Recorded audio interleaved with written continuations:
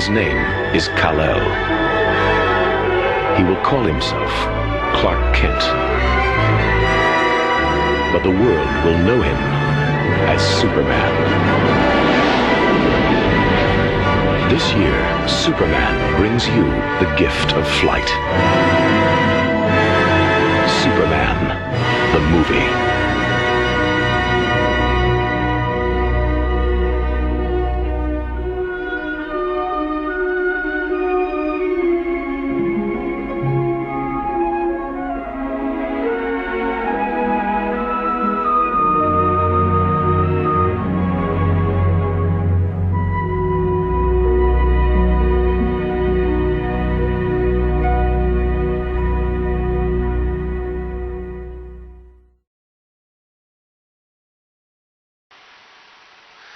Hey YouTubers, Hankster here, and welcome to another movie review.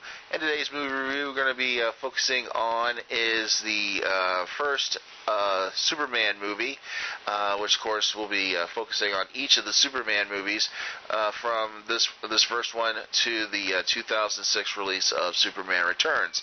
We're also going to be focusing on Supergirl, which came out in 1984. Now don't worry, I'm not going to be focusing on Santa Claus the movie, which was of course produced by the SALKIND as well. That's going to be set aside for Christmas time, so don't worry about that right now. Excuse me.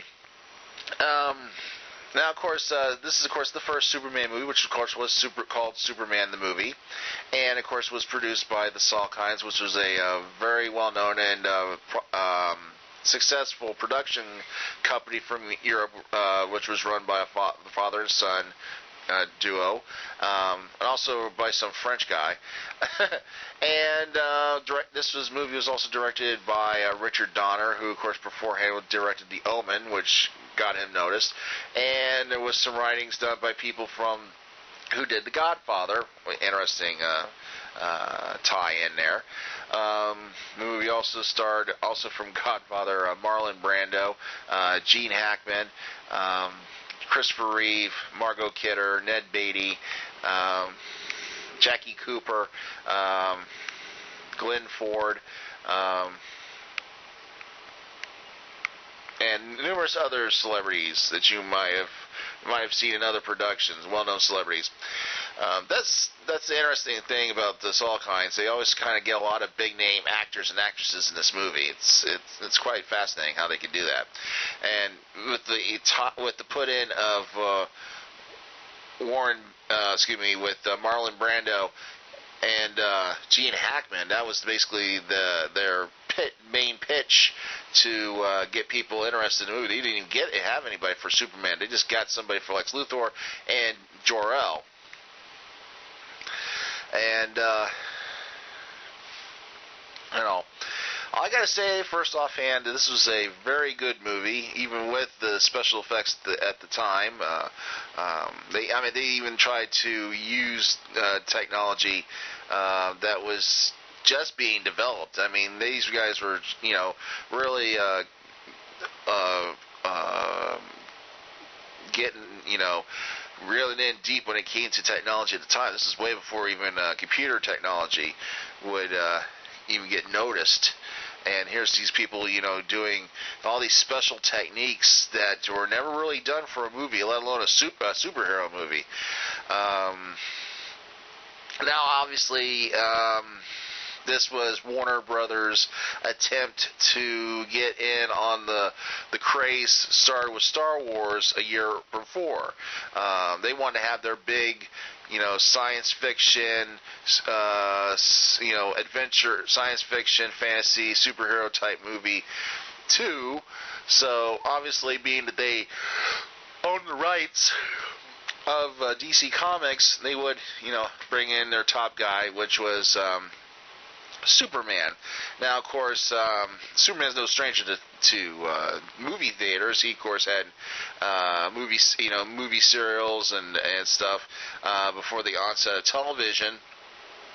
And, of course, with the multiple years of the very successful Superman TV series, it was about time for Superman to make a big comeback in a live-action production as opposed to comic books and animation, which was very popular at the time too, with Super Friends and such. Of course, let me give you some opinions of the people in this movie. Obviously, Christopher Reeve obviously fit the role of Superman. He did pretty good as the lead character, the title character. Even went as far as doing quite well playing Clark Kent, his alter ego, which excuse me, sorry, but I have to say, yeah, it's a very he played both roles good, not just as the superhero Superman, but also his mild-mannered alter ego. Margot Kidder, also very good. She not only just had to play this ballsy chick who wanted to get the scoop on every big story, but she also could play a romantic character when Superman was around, sort of the schoolgirl crush type character. Of course, my favorite character, oddly enough, is Lex Luthor, played by Gene Hackman. Gene Hackman's portrayal of Lex Luthor is one of my favorites.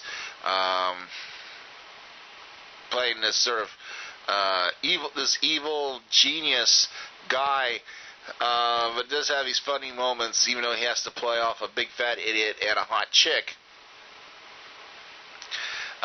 In the form of Miss Teschmacher and Otis. Obviously, if you ever watched episodes of the Super Friends, Otis did make an appearance in the Super Friends, even though they obviously had to change his name because they couldn't have. There was copyright issues because it was Hanna-Barbera was doing the series at the time, and they were only able to do character. So if there was any characters that was associated with the movie. They had to redo. They did that again in another episode where a character that looks incredible. Obviously like that was Zod. They had to change his name because of copyright issues. So say, hey, I saw Otis in an episode of Super Friends. It's not supposed to be supposed to be Otis. It's an interesting little tidbit there. It was also interesting how they portrayed Krypton and its society. It wasn't like this, as the comic book showed, as this sort of futuristic-y type things with, rocket ship buildings and stuff that was a popular look in many science fiction comic books and novels and TV and movies and stuff in Hollywood in the old days, in the 50s and 60s, the 40s, 50s, and 60s. They tried to make it, the best word I can say is sterile. Sterile in the sense there was no, it's not a lot of color, it's all mostly all white and wintery.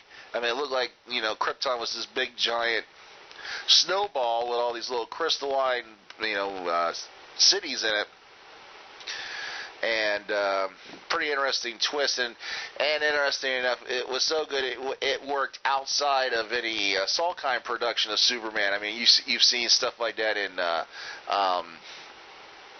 believe, Lois and Clark New Adventures of Superman, and more recently with Smallville.